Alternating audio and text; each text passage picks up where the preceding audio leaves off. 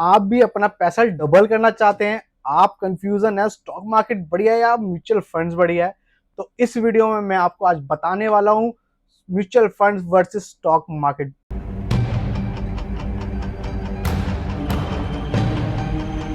बहुत ही बढ़िया वीडियो होने वाली है, पूरी देखना। बिकॉज आपको ऐसे ऐसे पॉइंट्स बताऊंगा रिटर्न के साथ, पूरी हिस्ट्री मैंने इसके साथ लिखी है, एक एक पॉइंट, क्या इसका एडवांटेज है, क्या इसका डिसएडवांटेज है, सब आपको इस वीडियो के अंदर मैं स्टेप बाय स्टेप क्लियर करूंगा। और लास्ट में क्या आपका डिसीजन है वो भी मैं आपको बताऊंगा कि क्या लेना चाहिए आपको मेरी तरफ से, या फिर किसी, आप जो पैसा इन्वेस्ट कर रहे हो, अगर आपको लॉन्ग टाइम करना है, शॉर्ट टाइम करना है, स्टॉक बढ़िया रहेगा या फिर आपका म्यूचुअल फंड्स। देखिए, हम बेसिकली कर क्यों रहे हैं, हम कर रहे हैं क्योंकि हमें अपनी वेल्थ को इंक्रीज करना है। सबसे बड़ी बात है, हमें अपनी वेल्थ को बढ़ाना है। अब वो बड़ा कह सकते हैं, या तो हम अपना पैसा कहीं इन्वेस्ट करें, अपना बिजनेस खोलें, या फिर हमें बैठे बैठे मिल जाए कोई ऐसी चीज जिसमें कि हमें मेहनत नहीं करनी पड़े, बस दिमाग लगाना थोड़ा बहुत, और स्टॉक और म्यूचुअल फंड के बिहाफ पे मैं इस चीज को एक्सप्लोर कर लूं। सिंपल सिंपल चीज है। तो इसी के लिए मैं आपके लिए पूरी डिटेल में वीडियो लेकर आया हूं, जहां पर मैं आपको बताऊंगा कि भाई स्टॉक खरीदो या फिर आप म्यूचुअल फंड खरीदो। और पूरी डिटेल जो मैंने यहाँ पर आप लोगों के लिए लिखी है, क्योंकि ये एक पैटर्न लिखना बहुत ज्यादा इंपॉर्टेंट है। बिकॉज होता क्या है ना कि जब हम कोई वीडियो बनाते हैं तो रियल टाइम में बहुत सारी चीजें भूल जाते हैं, बट इस पॉइंट को देख के मैं आपके साथ हर चीज डिटेल शेयर करूंगा और कुछ भूलने के चांसेस बिल्कुल भी नहीं होंगे। ठीक है, तो स्टार्ट करते हैं अपनी ये बहुत ही इंपॉर्टेंट और मजेदार वीडियो।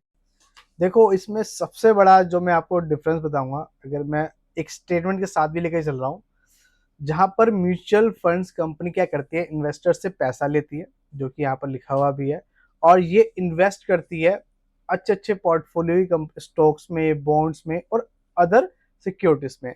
और वही अगर मैं बात करूं स्टॉक मार्केट में, यहाँ पर सिर्फ एक इंडिविजुअल कंपनी होती है, जो कि आप यहाँ पर भी देखोगे लाइव जो मैं आपको दिखा रहा हूँ। जैसे निफ्टी 50 में हम जाते हैं, कंपनीज कहाँ है, सही है। अब ये रिलायंस इंडस्ट्री है, तो ये एक इंडिविजुअल कंपनी है, यहाँ पर मल्टीपल कंपनीज नहीं है। बट अगर मैं बात करूँ यही म्यूचुअल फंड्स की, तो अगर मैं आदित्य बिरला पे क्लिक करता हूँ, तो यहाँ पर आप देखो होल्डिंग दिखाई दे रहा है, मतलब इन्होंने इतनी कंपनीज में अपना पैसा इन्वेस्ट कर रखा है। मतलब जो लोग म्यूचुअल फंड्स पे लगाते हैं, तो यहाँ पर मल्टीपल कंपनीज में उन्होंने अपना पैसा लगा रखा है। तब इसमें फायदा क्या होता है? फायदा ये होता है, देखो अगर कल को ये कंपनी डूब रही है तो आपका पैसा डायरेक्टली डूब रहा है, सिंपल। बट अगर म्यूचुअल फंड में मान लो, और रिलायंस यहाँ पर है क्या, इसने रिलायंस में भी शायद डाल रखा, मान लो फॉर एग्जाम्पल स्टेट बैंक डूब रहा है, बट मल्टीपल कंपनीज ग्रो कर रही है, तो आपका उतना नुकसान नहीं होगा जितना नुकसान वहां होना था। हो सकता है कि आपका परसेंटेज प्रॉफिट में ही रहे, लॉस में बिल्कुल भी ना जाए। तो यहाँ सिंपल सा कॉन्सेप्ट है, म्यूचुअल फंड्स में मल्टीपल कंपनी में ये पैसा लगाते हैं, और स्टॉक में सिर्फ एक, वही जिस कंपनी में आपने लगाया उसी कंपनी में आप लगाते हो। अच्छा, ये बात तो ठीक है, चलो बहुत बढ़िया। अब अगर मैं म्यूचुअल फंड्स के फायदे की बात करूं, तो वो क्या फायदे हैं, फिर अगर मैं स्टॉक की बात करूंगा तो उसके क्या फायदे हैं, मैं डिसएडवांटेज छुपा देता हूँ, जैसे कि आपको एकदम से ना पता लग पाए। ठीक है, देखो म्यूचुअल फंड्स में क्या होता है कि जो रिस्क होता है ना, वो बहुत कम होता है लॉस जाने का। जैसे कि मैंने आपको बताया अभी कि यहाँ पर हमारा मल्टीपल कंपनी में पैसा लग रहा है, जो कि लॉस तो मतलब कभी हुआ ही नहीं आज तक किसी भी, हाँ कम ज्यादा जरूर होगा, किसी में हो सकता है 20% मिले, किसी में 15% मिले, किसी में 10% मिले, किसी में 8 मिले, बट प्रॉफिट होगा। बट स्टॉक में ऐसा नहीं है, स्टॉक में आपका प्रॉफिट भी हो सकता है और लॉस भी हो सकता है, अगर आपने कंपनी सही से सिलेक्ट नहीं किया। अब इसमें क्या होता है, फंड मैनेजर्स। अब इसमें जो होता है ना, ये आपको फंड मैनेजर्स होते हैं, मतलब हर किसी म्यूचुअल कंपनी फंडिंग का मैं आपको दिखाता हूँ, यहाँ पर नाम भी होते हैं।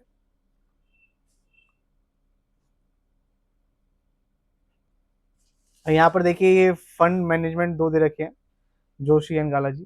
ठीक है, ये आपके मैनेजमेंट को कहाँ लगाना है, कब लगाना है, किस कंपनी में लगाना है, किस कंपनी से निकालना है, वो सब ये मैनेज करता है। तो यहाँ पर आपको मैनेज करने वाला 2-3 बंदे यहाँ पर होते हैं जो ये मिले हुए होते हैं आपको।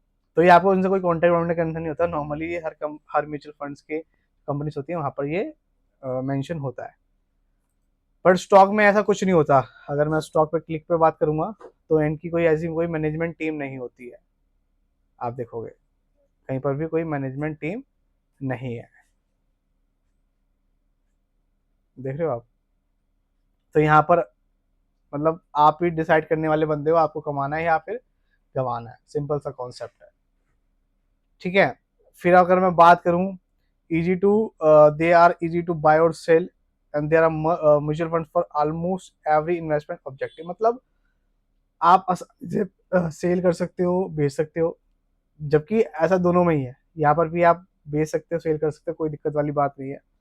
यहाँ पर भी आप कर सकते हो इन्वेस्टमेंट, आप छोटी बड़ी कैसी भी आप यूज कर सकते हो। मतलब कम से कम प्राइस में भी आप स्टार्ट कर सकते हो, 500 1000, तो वो आपका सेम है। बट हाँ, ये डिपेंड करता है, जैसे यहाँ पर देखो इसका एक शेयर 3040 रुपये का है, तो कम से कम आप एक भी खरीदने जाओगे तो आपके पास 3040 रुपये होने चाहिए जेब में, जब जाके आप एक खरीद सकते हो। ठीक है। उसके बाद यहाँ पर dividend capital gains can automatically री इन्वेस्टेड। मतलब जो भी कंपनी का प्रॉफिट है वो ऑटोमेटिकली आपका इन्वेस्ट होता रहता है आपके म्यूचुअल फंड्स के अंदर।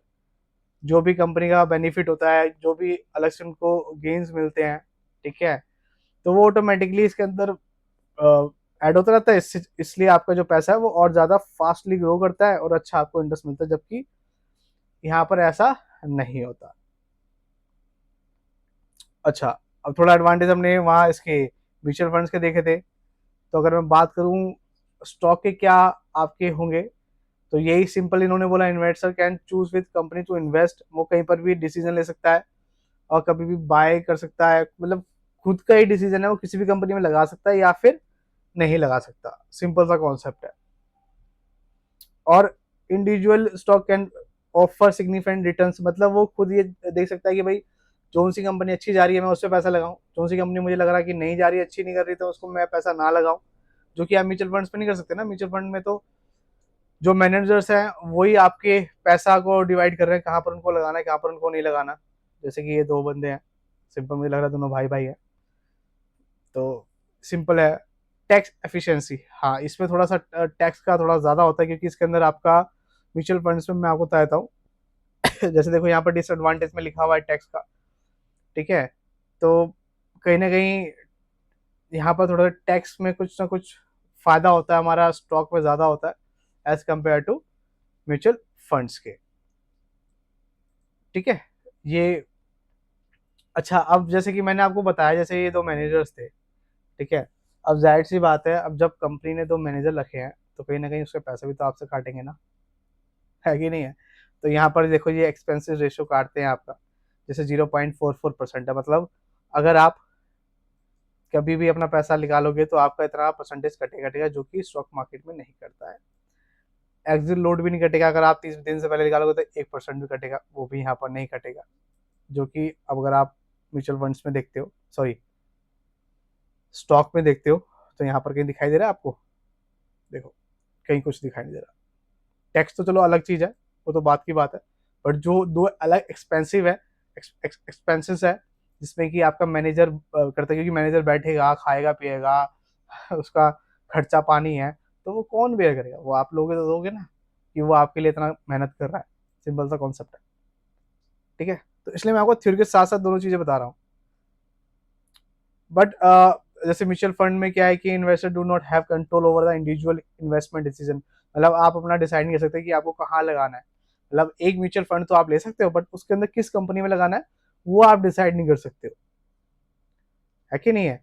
बट इसने साफ साफ लिखा है, जैसे स्टॉक है, स्टॉक रिस्क है, individual stock can highly volatile. Volatile का मतलब क्या होता है? बहुत ऊपर नीचे जाता है, ठीक है, तो उसमें आपको लॉस के चांसेस ज़्यादा होते हैं, जो कि मैंने आपको पहले बताया। और इस रिक्वायर्ड टाइम, रिसर्च, नॉलेज। मतलब इस इसको समझने के लिए आपको बहुत रिसर्च, बहुत नॉलेज, बहुत टाइम चाहिए कि कौन सा स्टॉक अच्छा है, कौन सा स्टॉक बेकार है। ये चीज़ें भी बहुत ज़्यादा मैटर करती है, तो इस चीज़ में भी बहुत फोकस करना पड़ता है आपको। सिंपल। देखो ये सारी बातें कर ली, उसके बाद कंक्लूजन में आते हैं। कि क्या कंक्लूजन है, क्योंकि वो बहुत ज़्यादा है। ये मैं आपको डिस्क्रिप्शन में भी डाल दूंगा, तो आपको अच्छे से पढ़ना है तो वो आप पढ़ भी लेना, कोई दिक्कत वाली बात नहीं, क्योंकि चलो किसी ने मेहनत करी है, कोई तो पढ़े उसको ढंग से। देखो अब यहाँ पर क्या लिखा हुआ है, both mutual funds and individual stock can play important role. ठीक है, आपके जो भी इन्वेस्टमेंट है, पोर्टफोलियो है, उसको बढ़ाने में।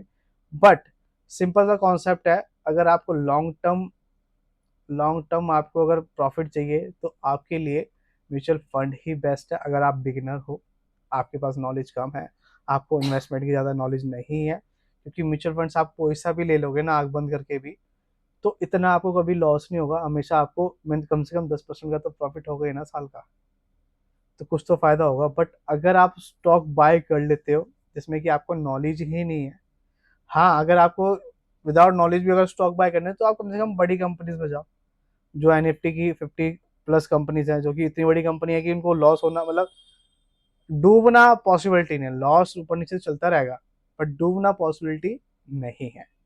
तो स्टॉक पे आप जब भी जाओ जब आपके पास नॉलेज है और एक्स्ट्रा पैसे हैं, बट अगर आपके पास एक्स्ट्रा पैसे नहीं है तो मैं आपको प्रेफर करूंगा म्यूचुअल फंड्स। तो इसका ये पूरा समरी था, जो कि मैंने अच्छे से आपको एक्सप्लेन करा है, एक एक पॉइंट एक्सप्लेन करा है।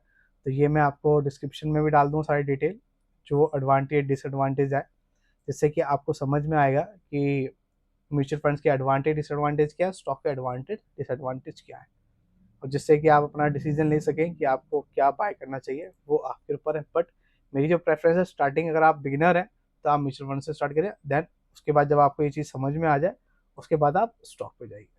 सो आई होप आपको ये वीडियो अच्छी लगी होगी, तो लाइक सब्सक्राइब करना मत भूलेगा।